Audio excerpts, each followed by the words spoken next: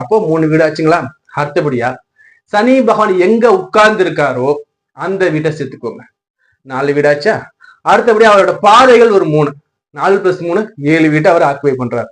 இது இல்லாம அடுத்தபடியா சனி ஒரு நட்சத்திரம் சொல்லக்கூடிய அந்த நட்சத்திரங்கள் பாத்தீங்கன்னா நமக்கு கடக ராசி, விருச்சக ராசி, மீன ராசியில அமர்ந்துடுதுங்க. அப்போ இந்த 3 ராசிலையும் சனியோட வேலை நடக்கும்.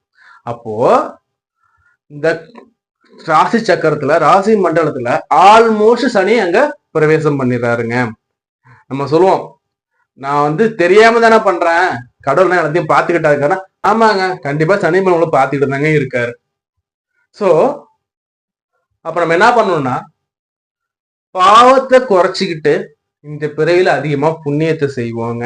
உங்களுக்கு ஜோதிட சம்பந்தமான தகவல்கள் வேணும், ஜாதகம் பார்க்கணும், திருமணம் பொருத்தம் பார்க்கணும், பேராசி பார்க்கணும், சில நம்பருக்கு எப்ப வேணாலும் கான்டாக்ட் பண்ணுங்க.